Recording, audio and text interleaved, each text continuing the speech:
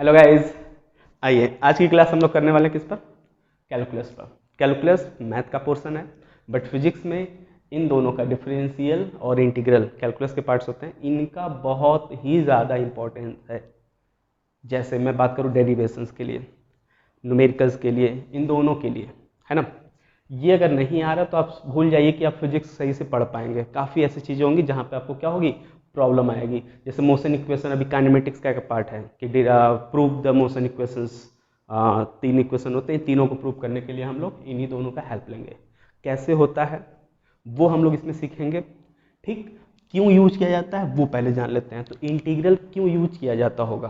तो integral basically वहाँ use करते हैं जहाँ पर हमें क्या निकालना हो, रेट। किस चीज़ का? चेंज का, रेट ऑफ चेंज। किसी भी क्वांटिटी का रेट ऑफ चेंज निकालना। फॉर एग्जांपल डिस्प्लेसमेंट की बात करें हम, अगर हम इस मार्कर के कैप को ड्रॉप कर दें तो ये हमसे धीरे धीरे क्या होता चला जाएगा, दूर चलता चला जाएगा, डिस्प्लेस्ड होता चला जाएगा। लेकिन टाइम की बात करें हम लोग तो पहले 1 सेकेंड में हो सकता है हमसे ये इतना दूर जाए, नेक्स्ट 1 सेकंड में काफ़ी दूर चला जाए, है ना, 10 मीटर चला जाए, फिर नेक्स्ट सेकंड में 20 मीटर चला जाए, फिर अगले नेक्स्ट सेकंड में 25 जाए। तो वो रेट क्या हो रहा है, बदल रहा है। किस रेट से वो हर 1 सेकंड में नया डिस्टेंस चल रहा है, डिस्प्लेस्ड हो रहा है, वो वैल्यूज निकालनी है। तो हम क्या करते हैं, रेट ऑफ चेंज निकालते हैं, मतलब क्या करते हैं, डिफरेंशियल यूज करेंगे। ठीक, अभी हम लोग इसको डिटेल पढ़ेंगे। इंटीग्रल कब यूज करते होंगे? तो इंटीग्रल पार्ट, जैसे हम बात करें कि इसमें लेंथ है ना, हमने ग्रेविटेशनल लॉ पढ़ा है। इसमें ढेर सारे मासेस होंगे छोटे छोटे, और एक छोटा सा यहाँ मास है, पॉइंट मास। तो इस पॉइंट मास को ये पूरे मास खींच रहे होंगे ना, लेकिन इसमें छोटे छोटे मास हैं, वो कितने से खींच रहे होंगे? तो एक का निकाल ले कि 10 से खींच रहा है, फिर दूसरा 12 से खींच रहा है, फिर तीसरा 13 से खींच रहा है। तो नेट निकालने के लिए क्या करेंगे, सबको जोड़ना पड़ेगा, जो कि कॉम्प्लेक्स हो जाता है, क्योंकि इसमें 1-2 पॉइंट्स नहीं है, इनफाइनाइट पॉइंट्स होंगे। तो उनको एडअप करने के लिए हम लोग क्या करते हैं, इंटीग्रल यूज करेंगे। ठीक, तो इंटीग्रल बेसिकली किस लिए यूज करने वाले हम लोग? सम करने के लिए। और डिफरेंशियल करने के लिए क्या है, इसको हम लोग सब्ट्रैक्ट करने के लिए कह सकते हैं, सब्ट्रैक्ट्स। सब्ट्रैक्ट इसमें करेंगे और इसमें क्या करेंगे, सम करेंगे। ठीक, तो ये हो गया डिफरेंशियल और इंटीग्रल की बातें। अब हम इसको पहले अच्छे से पढ़ लेते हैं, फिर इसको पढ़ेंगे। चलिए स्टार्ट करते हैं। डिफरेंशियल क्या है, डिफरेंशिएशन होता क्या है? तो डिफरेंशिएशन 2 तरह की चीज़ों को निकालने में यूज होता है। पहले तो रेट की बात करें हम लोग कि रेट ही यूज किया जा रहा है, तो कितने तरह के रेट होते हैं? तो एक होता है एवरेज रेट, ठीक है, और दूसरा क्या होता है, इंस्टेंटेनियस रेट। इन दोनों में फर्क क्या है? तो एवरेज का मतलब होता है जब चेंज थोड़ा सा क्या हो, माइक्रो में, माइक्रो मतलब ज़्यादा हो, जैसे 3, 5 ऐसे हो। उनके कंपेरिजन में इंस्टेंटेनियस क्या कहलाएगा, 0.01, 0.05। बहुत ही स्मॉल चेंज होता है। जब हम चेंज निकालेंगे तो इंस्टेंटेनियस निकालेंगे तो स्मॉल चेंज के लिए करेंगे, और एवरेज क्या करेंगे, एक लार्जर वैल्यू के लिए क्या करेंगे। तो इसको रिप्रेजेंट करने का तरीका होता है, जैसे मैं कहूँ हमें क्यू का रेट निकालना है। क्यू क्या है, flow of charge.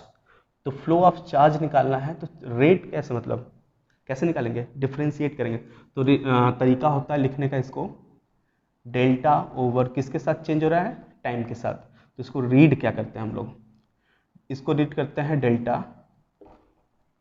Delta of Q over delta of time. तो अगर सही से पढ़े हम लोग इसको ओवरऑल, तो इसको बोलेंगे rate of change of Q. Q मतलब चार्ज।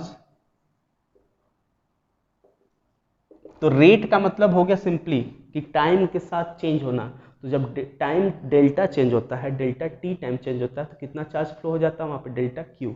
डेल्टा बेसिकली जब बात होगी तो किसकी होगी, मैक्रो। अभी हम समझेंगे कि मैक्रो क्या है या चेंज क्या बात हो रही है। इंस्टेंटेनियस पे आते हैं, फिर इसको बताते हैं। ठीक, इंस्टेंटेनियस का मतलब होता है जब यही चेंज, जैसे हमने कहा कि एक मेटल है, इस मेटल से इलेक्ट्रॉन्स जा रहे हैं, चार्ज जा रहे हैं, क्यू को हम चार्ज लिख लें, इलेक्ट्रॉन लिख लें, ये फ्लो कर रहे हैं। तो हम अगर कैलकुलेट करें टाइम 1 घंटे तक, कि 1 घंटे तक कितने चार्ज गया, तो वो चेंज होगा एवरेज। और हम बात करें कि 2 सेकेंड, 3 सेकेंड, 1 सेकेंड, 0.1 सेकेंड में कितना चार्ज यहाँ से गया, तो वो क्या होगा, इंस्टेंटेनियस। समझ में आया बेसिकली बात। डेल्टा होता है मेजर, मतलब लार्जर वैल्यू चेंज होगी तब डेल्टा यूज करते हैं। और अगर स्मॉल वैल्यू, बहुत ही स्मॉल, मतलब इंस्टेंट की बात हो, पर्टिकुलर एक टाइम की, तो वहाँ पे यही डेल्टा कन्वर्ट हो जाते हैं डी में। तो क्या हो जाएगा, D Q over D T. तो ये हो गया हमारे पास इंस्टेंटेनियस चेंज, जब टाइम क्या हो, लगभग जीरो, मतलब बहुत ज़्यादा टाइम की बात नहीं हो रही, 2 सेकंड 10 सेकंड की बात नहीं हो रही है, बहुत ही स्मॉल टाइम। हाँ, अगर 1 घंटे की बात यहाँ होगी तो उसके कंपेरिजन में 1 सेकंड क्या माना जाएगा, छोटा सा जीरो माना जाएगा। अगर यहाँ पे 1 सेकंड है तो यहाँ पे कैसी बात की जाएगी, 0.001 सेकंड, 0.005 सेकंड लाइक दिस। ठीक, तो इंस्टेंटेनियस और एवरेज की बात हो गई। अब मैं एक एग्जाम्पल लेता हूँ, बताता हूँ कि कैसे हम लोग डिफ्रेंसिएशन पढ़ेंगे या कैसे इसको यूज किया गया होगा।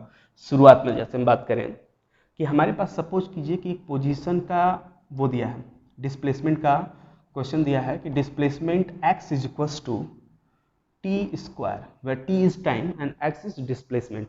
मतलब सिंपली ये कि एक ऑब्जेक्ट यहाँ पर है, आप यहीं खड़े हैं, ठीक है, ये ऑब्जेक्ट यहीं है, तो आपसे कितना दूर है, 0। लेकिन जैसे 1 सेकेंड बीतता है वो आपसे कितना दूर चला जाता है, 1 मीटर। ठीक, फिर जैसे 1 सेकेंड बीतता है वो आपसे कितना दूर चला जाता है, यहाँ से यहाँ तक 3 मीटर चला जाता है। तो इसको एक फंक्शन में जब ये लोग बनाएंगे तो वो बनेगा ऐसा। देखिए कैसे, जब मैं कहूँ कि t इक्वल्स टू 0 सेकेंड तो कितना दूर है आपसे, t की वैल्यू 0 करिए, x बराबर 0, ठीक है। फिर मैं कहूँ कि 1 सेकेंड करिए तो t कितना, x कितना जाएगा, 1 आ जाएगा ना, 1 मीटर। अच्छा, 1 मीटर चला 1 सेकेंड में, अगले 1 सेकेंड में कितना चलेगा, 3 मीटर। तो टोटल अब कितना चल गया 2 सेकेंड में, 4 मीटर ना। देखिए कैसे आएगा, अगर मैं कहूँ कि नेक्स्ट 2 सेकेंड हो गए तो अब कितना हो जाएगा, 2 वैल्यू रखिए वहाँ पे, 2 रखेंगे तो कितना हो जाएगा, 4 मीटर, 2 स्क्वायर हो जाएगा ना। फिर 3 सेकेंड पे कितना हो जाएगा, सोचिए, 3 3 जा 9 मीटर। ये ऐसे क्या होता जाएगा, चलता चला जाएगा। अब हम बात करें कि अगर हमसे कहता कि जो भी चल रहा था, बाइक या कार जो भी रहा होगा, उसकी स्पीड बढ़ रही है, घट रही है, कांस्टेंट है, तो हम अगर देखें तो यहाँ पे बढ़ रही है। कैसे, पहले 1 सेकंड में कितना चला, 1 मीटर, फिर 2 सेकंड में कितना चला, एक्स्ट्रा 3 मीटर ना, तभी तो 4 मीटर हुआ। फिर 3 सेकंड, नेक्स्ट 1 सेकंड में कितना चला होगा, 4 था, 5 चल गया। तो डिस्टेंस धीरे धीरे क्या हो रही है, बढ़ रही है। पहले में 1 चला, दूसरे में 3 चला, इसमें कितना चला, 5। समझ में आ रही बात। तो ऐसे जब बढ़ रहा है इसका मतलब स्पीड बढ़ रहा होगा। तो वो स्पीड जो बढ़ रहा है, मैं अगर कहूँ कि सिर्फ एक स्पीड बताइए कि कितना था यहाँ से यहाँ तक जाने में, 10 सेकंड तक जाने में कितना एवरेज स्पीड रही होगी उसकी, तो उस समय हम लोग क्या निकालते हैं, मीन वैल्यू। जैसे आप कभी किसी जगह पे जाओ, पॉइंट ए टू बी जाओ, तो आप कभी स्पीड बढ़ाते हो कभी घटाते हो, लेकिन अगर जाके नॉर्मली कोई पूछे कि इतनी स्पीड से आए तो क्या बताते हैं हम उसको, ऑन एन एवरेज बताते हैं, अपना मीन वैल्यू। तो वही मीन हम लोग क्या करेंगे, एवरेज निकालेंगे। तो एवरेज स्पीड निकालने का तरीका सिंपल सा, स्पीड मतलब डिस्प्लेसमेंट अपॉन, सॉरी वेलोसिटी अगर कहें तो डिस्प्लेसमेंट अपॉन टाइम। वेलोसिटी क्या होती है, डिस्प्लेसमेंट अपॉन टाइम। तो डिस्प्लेसमेंट कैसे निकालेंगे, x2 minus x1 over t2 minus t1। ये काइनेमेटिक्स में हम लोग पढ़ेंगे, ठीक है। कैसे, देखिए, x2 मतलब है उसकी पोजीशन a से b तक, यहाँ तक की ये वाली पोजीशन है x2, कितने समय पे यहाँ पहुँचा है, t2 में, और यहाँ पे जब रहा होगा तो उसकी पोजीशन कितनी, x1, कब, t1 पे। तो जब हम बोलें कि x2 में से x1 माइनस करेंगे तो ये वाली दूरी आ जाएगी, और कितने समय में गया वो समय से डिवाइड कर देंगे, टाइम से डिवाइड कर देंगे, क्या निकल जाएगा, रेट। तो rate of change of position, rate of change of displacement is known as average velocity. चलिए निकाल के देखते हैं, x2 अपॉन x1।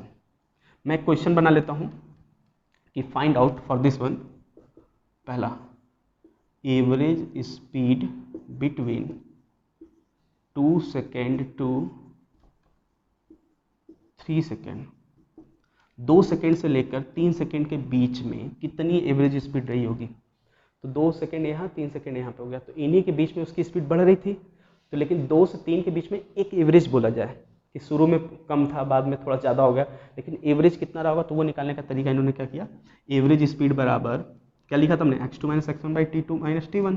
तो 3 सेकेंड का निकाल लीजिए पोजीशन, 3 सेकेंड का पोजीशन कितना होगा, 9 मीटर, है ना, 9 मीटर, 3 रखिएगा वहाँ पे। फिर कितना करना, माइनस x1 कितने सेकंड पे पूछा, 2 सेकंड पे, तो 2 रखिए वहाँ पे, कितना जाएगा, 4, डिवाइडेड बाई टाइम, रेट था ना t2 माइनस t1, तो t2 3, t1 कितना है 2, कितना आ गया, 5 मीटर पर सेकेंड। मतलब ये सिंपली कि वो 2 सेकंड से जब 3 सेकंड के बीच में जा रहा था तो लगभग हम क्या बोल सकते हैं कि उसकी एवरेज स्पीड कितनी थी, 5 मीटर पर सेकेंड। अब ये एक वैल्यू है ज़्यादा, देखिए 1 सेकंड तक की बात हो रही है, मैं टाइम को और कम करता हूँ, v एवरेज बिटवीन, मतलब एवरेज स्पीड निकालना, एवरेज वेलोसिटी निकालना बिटवीन 2 सेकेंड टू 2.1 सेकेंड। देखिए इस बार टाइम और कम कर दिया मैंने, है ना। अब धीरे धीरे एवरेज से हम किधर की तरफ जा रहे हैं, इंस्टेंटेनियस की तरफ जा रहे हैं। अब इस बार कैसे करेंगे, सेम काम 2.1 इस बार रखिए टाइम वहाँ पे, तो ये वाला याद रखिएगा x2 minus x1 by t2 minus t1 होता है एवरेज स्पीड, ठीक है। x2 मतलब दूसरे वाले टाइम की पोजीशन, x1 मतलब पहले वाले टाइम की पोजीशन, तो दूसरे टाइम की पोजीशन क्या होगी 2.1 रखिए वहाँ पे, तो 21 का स्क्वायर हो जाएगा 441 मतलब 4.41 माइनस करेंगे x1 मतलब 2 सेकंड का, 2 सेकंड पे 4 आ रहा था, डिवाइडेड बाई 2.1 माइनस 2, माइनस कर लें इसको 0.41 डिवाइडेड बाई इसको माइनस करेंगे तो 0.1, सॉल्व करें तो 4.1 मीटर पर सेकेंड। अब देखिए क्या दिख रहा है हमें, पहले क्या था कि ऑब्जेक्ट जो चल रहा था यहाँ 2 सेकंड रहा होगा, यहाँ 3 सेकंड, इनके बीच में इसकी स्पीड काफ़ी ज़्यादा वेरी की होगी, तो एवरेज निकाला तो 5 आया यहाँ से यहाँ तक। जब हम 3 सेकंड से हटाकर इसको और पास ले आ रहे हैं कितना तक 2.1 सेकंड, तो अब इतने में क्या हो गया, ज़्यादा चेंज हुआ होगा, नहीं, कितना चेंज हुआ है 4.1 मीटर पर सेकंड, अभी एक्यूरेट की तरफ आ रहा है। फिर एक और कर लेते हैं, average between 2 second to 2.01 second. देखिए अब टाइम लगभग जीरो लिया जा सकता है, किसके कंपेरिजन में, यहाँ के कंपेरिजन में। तो अब इस समय जो निकल रहा होगा उसको हम लोग क्या कहेंगे, एवरेज की जगह इंस्टेंटेनियस, लेकिन अभी भी हम एवरेज में ही लिख रहे हैं उसको, ठीक। चलिए देखते हैं, तो इंस्टेंटेनियस एग्जैक्ट हम कैसे लिख पाएंगे देखेंगे। Average speed between 2 to 2.01 second, क्या करेंगे इस बार इसकी डिस्टेंस लिखेंगे, तो इसकी वैल्यू वहाँ रखिए तो कितना हो जाएगा 2.01 मल्टीप्लाइड करेंगे तो कितना हो जाएगा 201,000, फिर यहाँ पे हो जाएगा इसका मल्टीप्लाई करें तो 204, तो हो जाएगा 40401, ठीक है। इतना आएगा, और डेसिमल 00 यहाँ पे आ जाएगा, माइनस फिर 2 सेकंड वाला तो 4 है ही चल ही रहा, फिर समय की डिवाइड माइनस टाइम वाला है ना t2 माइनस t1, तो t2 माइनस t1, सॉल्व करिए इसको, तो इस बार आएगा 0.0401 डिवाइडेड बाई 0.1, सॉल्व करें तो इसको सॉल्व करेंगे तो डिवाइड आ जाएगा 4.01 मीटर पर सेकेंड। अब देखिए क्या हमें देखने को मिला, जब हम एवरेज बात कर रहे थे काफ़ी लंबे डिस्टेंस तक की या काफ़ी लंबे इंटरवल की, तो आ रहा था 5, जैसे ही हम टाइम को थोड़ा सा क्लोज किए अब वैल्यू आ रही 4.1, और क्लोज करके जा रहे हैं 2.01 मतलब और एकदम पास में इसके होगा 2 के जस्ट बाद, तो उतने समय में कितनी स्पीड चेंज हो गई, बहुत ज़्यादा चेंज हुई नहीं होगी, तो 4.01 आया।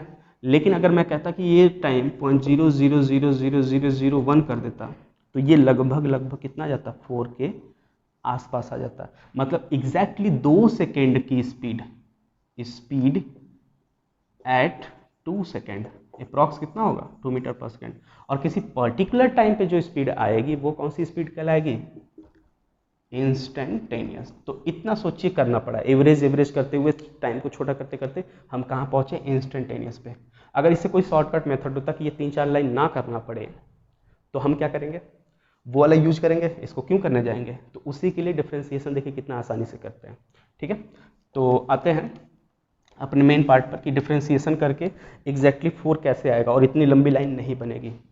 सेम फॉर्मूले के लिए, मतलब सेम क्वेश्चन के लिए कि x equal to T square दिया है, find out speed of the vehicle या speed of the object at t equal to 2 seconds, at t equal to 2 second. तो 2 सेकेंड पे हम निकालेंगे तो क्या करेंगे, तो डिफ्रेंसिएशन कहता है कि हम पहले इसको एक बार डिफ्रेंशिएट करें, डिफ्रेंशिएट मतलब डेरिवेटिव होता है,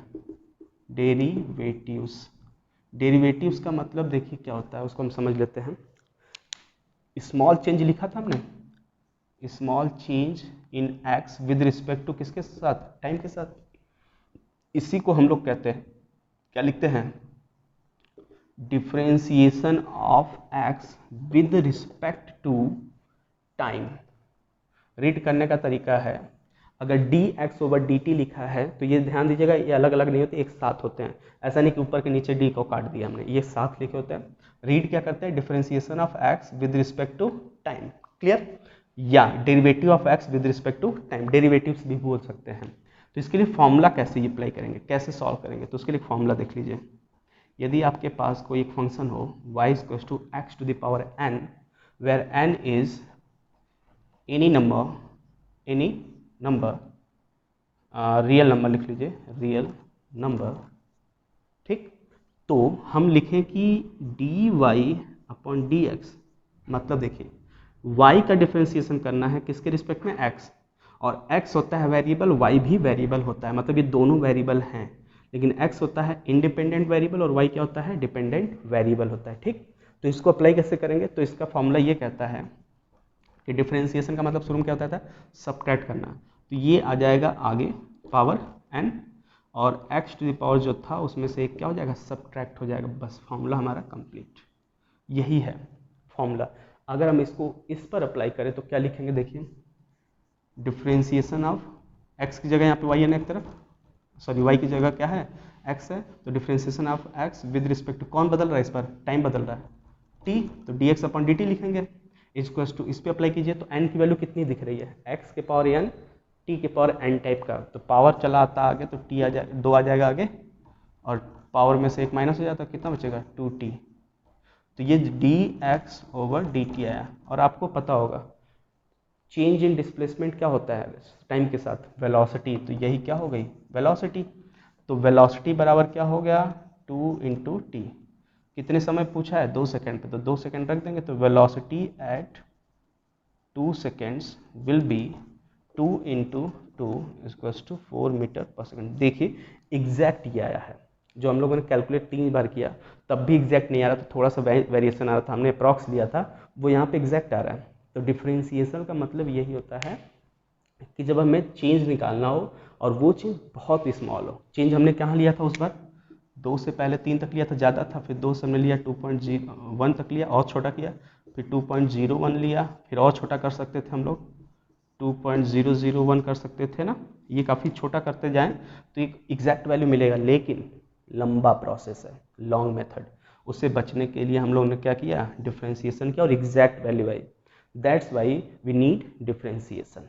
ठीक, ओके, एक फॉर्मूला तो ये रहा हमारे पास कि हम ऐसे फॉर्मेट का जो मिलेगा x to the power n type का, उसमें ये लगाएंगे, लेकिन सोचिए क्या कुछ सब पर ऐसे अप्लाई होगा क्या, जैसे फंक्शन इधर दिया जाए y equals to sine x, तो यहाँ पे तो x to the power type का है ही नहीं, लेकिन sine x is a function, तो कैसे करेंगे, तो कुछ को तो हमें याद करना होगा, जैसे हमें बोला जाए कि y equals to sine x है, चलिए बताइए differentiation of y with respect to x क्या होगा, तो इनको हमें याद रखना होगा, साइन का डिफरेंशिएशन होता है cos x। ठीक, अगर हमसे बोलता है कि y equals to cos x है, क्योंकि cos x भी फंक्शन है, बदलता है ना, तो इसका कैसे निकालेंगे, तो sine y equal to cos x अगर होगा तो differentiation of y with respect to x gives minus of sine x, ये याद रखना होगा कि cos का differentiation minus sine x, sine का cos, फिर आता log का, बताइए log x का कितना होगा, तो इसका डायरेक्ट मैं लिख दूं 1/x होता है डिफरेंशिएशन, e के पावर x का डिफरेंशिएशन क्या होता है, तो e के पावर x का डिफरेंशिएशन e के पावर x ही रहता है, कोई चेंज नहीं होता है। और जैसे मैं एक दो एग्जांपल लूँ, लिखा है y equals to 2x square, इसका क्या होगा, तो 2 को मत छूइए क्योंकि 2 से हमें मतलब नहीं है, मतलब इस फंक्शन से, तो ये function x to the power n है, तो क्या कहता है पावर आ जाता है आगे और पावर में से एक माइनस, तो 2 इंटू 2 कितना हो गया 4, x के पावर 2 माइनस 1 कितना हो गया 1, तो 4x हो गया। ठीक, अगर कोई चीज़ कांस्टेंट हो, लाइक y इक्वल्स टू कोई भी चीज़ कांस्टेंट हो जो ना बदले कभी, और पूछे कि y का डिफरेंशिएशन बताइए किसी भी चीज़ के रिस्पेक्ट में, टाइम हो, x हो, यहाँ पे कुछ भी हो, और यहाँ पे बस कांस्टेंट हो, तो इसका डिफरेंशिएशन क्या आएगा 0। For example y equals to 5, differentiation बताइए y का किसके रिस्पेक्ट में, x के रिस्पेक्ट में 0, इसी y का डिफरेंशिएशन बताइए किसके रिस्पेक्ट में, टाइम के रिस्पेक्ट में 0, इसी y का डिफरेंशिएशन बताइए z के रिस्पेक्ट में 0, क्योंकि यहाँ क्या है कांस्टेंट है, ये तो नहीं बदलने वाला कभी, तो कांस्टेंट का डिफरेंशिएशन क्या होता है 0, और पावर अगर वाले फॉर्मेट है तो पावर आगे जाएगा, पावर में से माइनस हो जाएगा, और अगर साथ में कांस्टेंट तो कांस्टेंट वाले पोर्शन को छोड़ देंगे, अंदर वाले को करेंगे, फिर साथ में उसको क्या कर लेंगे मल्टीप्लाइड कर लेंगे। ठीक, बाकी साइन कॉस टेन वाले, टेन का जैसे बोला जाए tan x का क्या होगा, तो tan x का होता है sec स्क्वायर x। ठीक है, और हमसे बोलता है कि मान लीजिए साइन थीटा बताइए, तो y equals to sine theta, तो इस बार क्या लगता है कौन बदल होगा, x की थीटा, तो x तो दिख ही नहीं रहा ना, इस बार थीटा वेरिएबल है, तो इस बार इसको क्या लिखेंगे dy बाई डी थीटा, तो क्या हो जाएगा इसका cos थीटा, फॉर्मेट यही रहेगा, बस x की जगह क्या हो गया थीटा हो गया। सही है, ओके। नेक्स्ट एक फॉर्मूला पढ़ेंगे हम लोग कि अगर दो फंक्शन एक साथ मल्टीप्लाइड हो, अभी तो हमने एक एक लिया है, सिर्फ साइन लिया अलग से, फिर कॉस लिया, फिर टेन लिया, अगर दो लोग एक साथ मल्टीप्लाइड हो तो क्या करेंगे, तो जैसे ये है y equals to u1 u2, दो फंक्शन है और दोनों u1 भी किसी x पे डिपेंड करता है, u2 भी किसी x पे डिपेंड करता है, और y का डिफ्रेंसिएशन पूछ ले रहा है x के रिस्पेक्ट में। ध्यान दीजिएगा, y का डिफ्रेंसिएशन किसके रिस्पेक्ट पूछ रहा है, x के रिस्पेक्ट में, और u1 u2 के मल्टीप्लिकेशन पर y डिपेंड करता है, और अलग से u1 और u2 x पे डिपेंड करते हैं। जैसे मैं कह दूं, पहले एग्जांपल ले लेता हूं फिर समझाता हूं। sin x cos x, यहाँ कौन हो गया ये u2 और यहाँ कौन हो गया ये u1। तो u1 मैंने कहा था ना sin x का फंक्शन है, और u2 भी अलग से किसका फंक्शन है, x का। लेकिन इन दोनों के प्रोडक्ट का ये क्या है, बराबर वैल्यू है, मतलब y is a function of u1 and u2 and अलग से u1 and u2 is function of x। तो y का डिफरेंशिएशन x के रिस्पेक्ट बताइए। तो हम क्या करेंगे इस केस में, पहले को छोड़ देंगे u1 को, ठीक है, फिर किसका कर लेंगे डिफरेंशिएशन u2 का, जस्ट लाइक फॉर्मेट जैसे होता है वैसे करेंगे हम लोग। तो डिफरेंशिएशन ऑफ u2 किसके रिस्पेक्ट में है, x के रिस्पेक्ट में, प्लस करेंगे, इस बार u2 को छोड़ेंगे, किसको करेंगे पहले को du1, किसके रिस्पेक्ट में, x के रिस्पेक्ट, खत्म। इसका एग्जांपल देख लें, वही जो अभी एग्जांपल लिया था हम लोगों ने, y equals to sine x cos x multiplied है। चलिए differentiation of y with respect to x बताइए। तो पहले क्या बोला इन्होंने, पहले को छोड़ दीजिए, तो पहला इसको मान लीजिए, इसको दूसरा मान लीजिए। तो पहले को छोड़ा sin x, छोड़ दिया, दूसरे का कर दीजिए किसके रिस्पेक्ट में, x के। तो cos का डिफरेंशिएशन कितना होता है, माइनस साइन x, खत्म। फिर प्लस लगाइए, दूसरे को छोड़िए, तो दूसरा कौन है cos x, तो छोड़ दिया हमने। फिर पहले का डिफरेंशिएशन करना है, तो पहला कौन है साइन, साइन का डिफरेंशिएशन क्या होता है cos x। अब इसको सही करना है तो आप कर लीजिए, नहीं तो इतने पे आंसर छोड़ दीजिए, खत्म है ना। अब आगे करें, अगर डिवाइड आ गया तो, डिवीजन में अगर आता है तो क्या करेंगे। तो डिवीजन का फॉर्मूला देखिए क्या होता है, दो फंक्शन जैसे डिवाइड में, मान लीजिए फंक्शन पहले लिख ही लेता हूँ मैं, यही ले लेते हैं sine x upon cos x. अब इनका कैसे करेंगे, तो यहाँ पे दिख रहा है कि sine is a function of x and cos is a function of x separately. तो इन दोनों का फंक्शन को हम लिख लेते हैं, ऊपर आई फर्स्ट फंक्शन और नीचे क्या है दूसरा फंक्शन। तो differentiation of y with respect to x किसका, जो फॉर्मेट में फर्स्ट और सेकेंड का हो। तो इसमें क्या रूल कहता है कि दूसरे को छोड़ दीजिए, नीचे वाले को छोड़ दीजिए, किसका डिफ्रेंसिएशन कीजिए, पहले का, किसके रिस्पेक्ट में, जिसके रिस्पेक्ट में पूछा है एक्स के, फिर माइनस कीजिए, इस बार किसको छोड़िए, पहले को, किसका कीजिए इस बार फिर से, दूसरे का, किसके रिस्पेक्ट में, एक्स, डिवाइडेड टोटल को दूसरे का क्या कर लीजिए स्क्वायर। ये किसका फॉर्मूला हो गया, जब दो फंक्शन क्या हो डिवीजन में हो तो डेरिवेशन क्या कहता है कि दूसरे को छोड़िए, जो नीचे होता है पहले को कीजिए, फिर माइनस कीजिए, जो ऊपर होता है पहला वाला उसको छोड़ दीजिए, नीचे वाले का कीजिए दूसरे वाले का, फिर नीचे जो होता है उसी का क्या कर लीजिए स्क्वायर करके नीचे रख दीजिए। चलिए इसी को इस पर अप्लाई करके करते हैं। फॉर्मूला कहता है कि दूसरे को छोड़िए ना, कॉस एक्स को छोड़ दें ऊपर वाला, फिर पहले कीजिए, पहला किसको लिया है साइन को, तो साइन का डिफ्रेंसिएशन क्या हो जाएगा कॉस ना, कॉस एक्स हो गया, फिर क्या लगाना है माइनस, पहले को छोड़िए तो पहला कौन है वहाँ पे साइन एक्स, फिर क्या करना है दूसरे को करिए, दूसरा कौन है कॉस एक्स, तो कॉस एक्स का क्या माइनस साइन एक्स, डिवाइडेड दूसरे का स्क्वायर, दूसरे का स्क्वायर मतलब नीचे वाले का स्क्वायर, तो कॉस स्क्वायर एक्स हो जाएगा, होगा कि नहीं होगा, स्क्वायर करना है ना दूसरे का। तो देखिए कॉस स्क्वायर एक्स और माइनस माइनस प्लस हो जाएगा, साइन स्क्वायर एक्स, तो sine square square plus cos square x plus कितना हो जाता है 1, नीचे कॉस स्क्वायर एक्स है। तो कॉस का रिवर्स करके लिखना चाहे तो लिख सकते हैं सेक स्क्वायर एक्स, अदरवाइज छोड़ दीजिए। चलिए लिख लेते हैं सेक स्क्वायर एक्स, ये आंसर होगा डायरेक्ट। आप यहाँ तक छोड़ देते तो लगता कि वो गलत हो गया क्या, लेकिन यहाँ तक पहुँचिए, ठीक है। तो ये था हमारे पास, मल्टीप्लिकेशन होता तो कैसे करते, डिवीजन होता तो कैसे करते। अच्छा तीन फंक्शन हो तो क्या करेंगे, जैसे मैं यहाँ बताऊँ y equals to function multiplied second multiplied third, कुछ नहीं करना है, पहले दो को छोड़ दीजिए, छोड़ दिया, तीसरे का कर लीजिए differentiation of third with respect to that variable जिसके साथ इसको पूछा गया था dy बाई डी एक्स, फिर प्लस कीजिए, पहले दूसरे को छोड़ा था ना, अब किसको छोड़ दें, पहले और तीसरे को छोड़ दीजिए, पहले और तीसरे को छोड़ दीजिए, अब किसकी बारी करने की, दूसरे कर दीजिए, हो गया। फिर प्लस, अब किसको छोड़िए, पहला तीसरा छूट गया यहाँ पे, पहला दूसरा छूट गया यहाँ पे, अब किसको छोड़े, दूसरे और तीसरे को, दूसरे को तीसरे को, किसका करना होगा फिर पहले का, सबका हो गया एक बार खत्म, ऐड करके लिख दीजिए खत्म आंसर।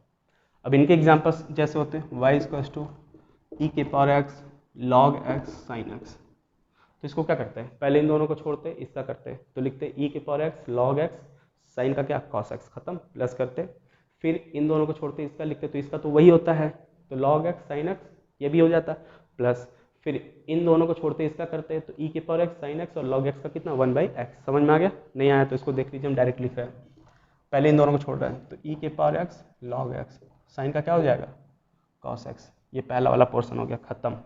फिर प्लस करेंगे, फिर क्या लिखेंगे प्लस के बाद, इन दोनों को छोड़ते हैं, ई के पावर एक्स साइन एक्स को छोड़ते हैं, लॉग एक्स का करेंगे तो कितना हो जाता है 1/x। इन सबको याद रखना होगा। देखिए बुक में आपके एनसीईआरटी में जो पहला चैप्टर है स्ट्रेट लाइन मोशन, पहला तीसरा चैप्टर है स्ट्रेट लाइन मोशन, उसके लास्ट पार्ट में लिखा है, जितने लिखे हैं बस उतने ही याद कर लीजिए। साइन कॉस टेन का लिखा है 1, लॉग एक्स का 1/x, ई के पावर एक्स का लिखा है, बस इन्हीं को याद कीजिए और ज़्यादा नहीं याद करना आपको।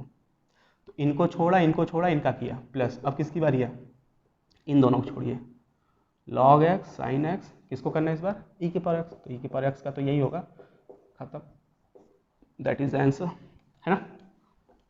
तो ये थे हमारे पास डिफरेंशिएशन के कुछ एग्जाम्पल्स, कुछ फॉर्मूले कैसे करते हैं और क्यों करते हैं वो था, ठीक है। चलिए आगे देखते हैं। चलिए एक लास्ट चीज़ देख लेते हैं इसमें डिफरेंशिएशन में, कि जैसे अगर हमारे पास लिखा है वेलोसिटी, तो हम क्या लिखते हैं dx/dt, मतलब इंस्टेंटेनियस वेलोसिटी निकाला गया, x पोजीशन है, डिस्प्लेसमेंट है, उसका डेरिवेटिव किया तो क्या मिला वेलोसिटी। अगर हम वेलोसिटी को डिफरेंशिएट करें तो क्या मिल जाएगा एक्सेलरेशन ना, ठीक है, क्योंकि वेलोसिटी चेंज को क्या बोलते हैं एक्सेलरेशन बोलते हैं हम लोग। लेकिन ध्यान दीजिए d/dt, तो ये हो गया, v की जगह हम क्या ये पूरा लिख सकते हैं, तो ये अगर लिखेंगे dx dt, तो ये जानते कैसे लिखा जाता है, ये लिखा जाता है d2x/dt²। इसको रीड क्या करते हैं, इसको रीड करते हैं हम लोग double derivative of x with respect to time. मतलब सिंपली कि ये बोला जाएगा acceleration is a derivative of velocity with respect to time, या double derivative of displacement with respect to time.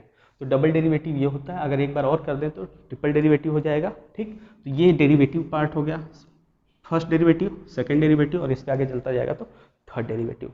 एक और लास्ट चीज, अगर जैसे हमारे पास एक क्वेश्चन है एग्जाम्पल में, मान लीजिए कि y हमें दिया है x² और अलग से दिया है कि x है साइन थीटा, और बोला आप बताइए dy/d थीटा क्या होगा। तो आप सोचिए क्या डायरेक्टली y थीटा पे डिपेंड कर रहा है, नहीं, मतलब ये तो कांस्टेंट माना जाएगा थीटा के लिए, तो इसका तो डिफरेंशिएशन 0 हो जाएगा, तो हमारा आंसर क्या हो जाता है 0। बट देखा जाए तो x इनडायरेक्टली थीटा पे डिपेंड है, मतलब x तो डिपेंड है थीटा पर, और इनडायरेक्टली y भी थीटा पे डिपेंड हो गया, तब तो 0 नहीं आने वाला। तो ऐसे क्वेश्चन को कैसे करेंगे, तो ऐसे क्वेश्चन को करने के लिए इसको बड़ा आसानी से dy/d थीटा ऐसे लिख लीजिए, और ऊपर नीचे जो यहाँ वाला फंक्शन है उसको क्या कर लीजिए मल्टीप्लाइड, ऐसा लिख सकते हैं, कोई चेंज तो नहीं है, कट के फिर से वापस ही आ जाएगा। हमने क्यों किया वो बताते हैं। अब ये एक बन गया और एक ये बन गया, ये क्या बता रहा है कि y को x के रिस्पेक्ट में कर लीजिए, कर लेंगे इसको, कितना आ जाएगा dy/dx कितना होगा, x² है तो 2x हो जाएगा, पावर में से 2 - 1 करेंगे तो 1 बचेगा, उसको नहीं लिख रहे हम लोग। फिर dx/d थीटा है, मतलब x को थीटा के रिस्पेक्ट कीजिए, तो इसको भी तो कर लेंगे अलग से, कितना हो जाएगा dx/d थीटा, तो इसका डिफरेंशिएशन क्या हो जाएगा साइन का कॉस थीटा। अब इनको और इनको उठाकर यहाँ रख दीजिए, तो क्या आ जाएगा हमारे पास, आ जाएगा d/d